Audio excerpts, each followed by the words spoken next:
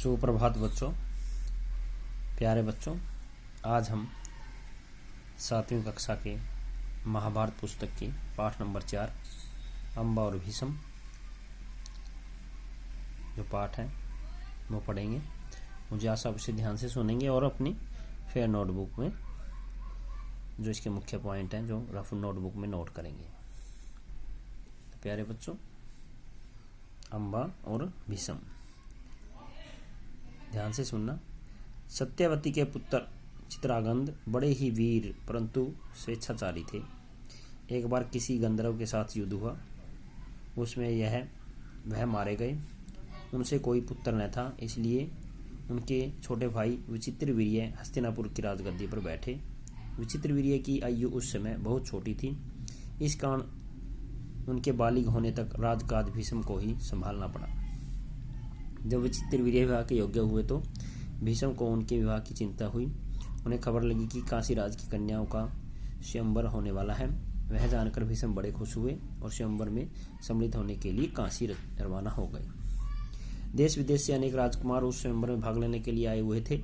राजपुत्रियों को पाने के लिए आपस में बड़ी स्पर्धा थी। अक्षत्रियों में भीष्म की प्रतिज्ञा की प्रतिष्ठा अद्वितीय थी। उनके महान त्याग और भीषण प्रतिज्ञा का हाल सब जानते थे, इसलिए जब वह स्वयंवर मंडप में प्रविष्ट हुए तो राजकुमारों ने सोचा कि वह सिर्फ स्वयंवर देखने के लिए आए होंगे।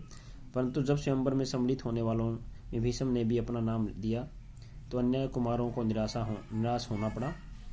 उनको क्या पता था कि दृढ़ वृत्ति भीष्म अपने लिए नहीं वरना अपने भाई के लिए स्वयंवर में सम्मिलित हुए हैं। सभा में खलबली मच गई। चारों ओर से भीष्म पर फब्तियां कसी जाने लगी, माना कि भरतवंशी भीष्म बड़े बुद्धिमान और विद्वान हैं। स्वयंवर से इन्हें क्या मतलब, इनके परण का क्या हुआ। जीवन भर ब्रह्मचारी रहने की इन्होंने जो प्रतिज्ञा की थी वह झूठी थी। इस भांति सब राजकुमारों ने भीष्म की हंसी उड़ाई। यहाँ तक कि काशीराज की कन्याओं ने भी भीष्म की तरफ से दृष्टि फेर ली और उनकी अवहेलना सी करके आगे की ओर चल दी। भीष्म इस अवहेलना को सह न सके। उन्होंने सभी राजकुमारों को हराकर तीनों राजकन्याओं को बलपूर्वक रथ पर बैठा लिया और हस्तिनापुर चल दिए। सोबदेश का राजा सालो बड़ा ही वीर था। काशीराज की सबसे बड़ी कन्या अम्बा उस पर अनुरुक्त थी और उसको मन ही मन अपनी पति मान चुकी थी। सालो ने भीष्म के रथ का पीछा किया और उसको रोकने का प्रयत्न किया। इस पर भीष्म और सालों के बीच घोर युद्ध छिड़ गया। भीष्म ने उसे हरा दिया, किंतु काशीराज की कन्याओं की प्रार्थना पर उसे जीवित ही छोड़ दिया। भीष्म काशीराज की कन्याओं को लेकर हस्तिनापुर पहुंचे। विचित्रवीर्य के विवाह को सारी तैयारी हो जाने के बाद जब कन्याओं को विवाह मंडप में ले जाने का समय आया तो काशीराज की बड़ी बेटी अम्बा एकांत में भीष्म से बोली। गांगे, भीष्म का एक नाम अन्य गांगे भी था क्योंकि गंगा पुत्र थे, वो गंगा उनकी माता का नाम था, इसलिए उसे गांगे भी कहते थे।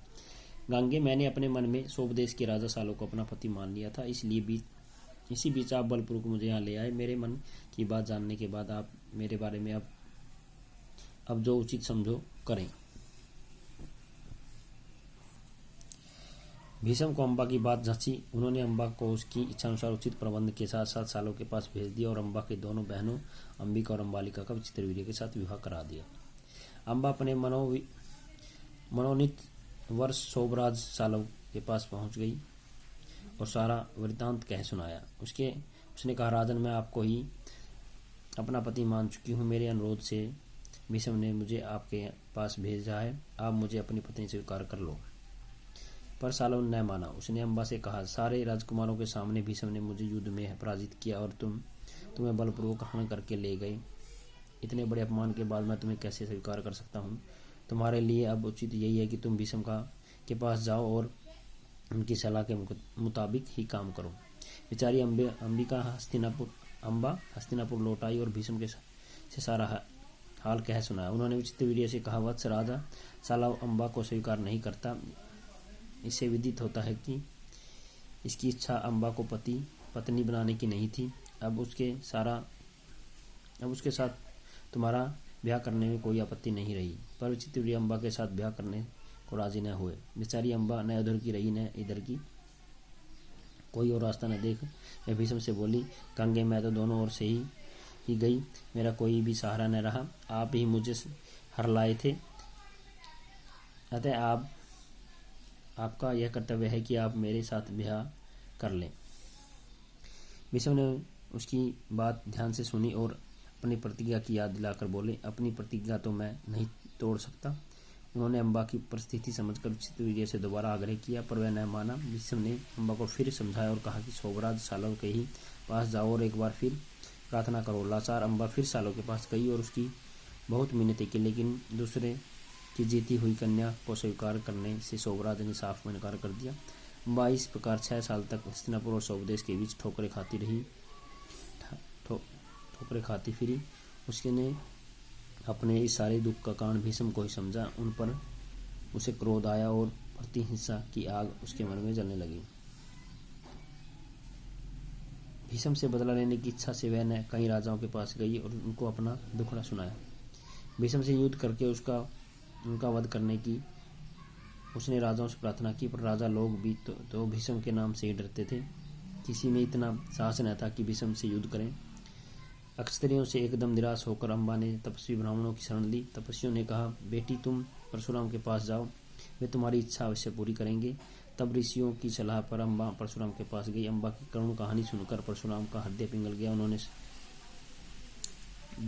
दयार्द्र स्वर से कहा, काशीराज कन्या तुम मुझसे क्या चाहती हो? अम्बा ने कहा, ब्राह्मण वीर, मेरी प्रार्थना केवल यही है कि आप भीष्म से युद्ध करें। मैं आपसे भीष्म के वध की भीख मांगती हूँ।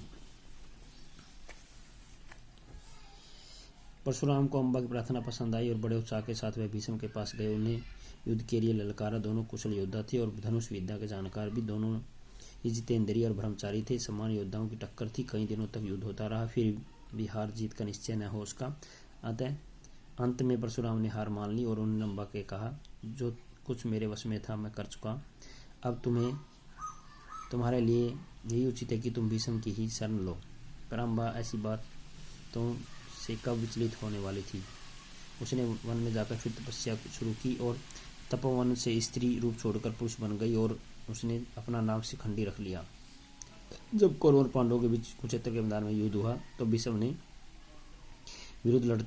विरुद्ध लड़ते हुए समय शिखंडी रथ के आगे बैठा था और अर्जुन ठीक उसके पीछे।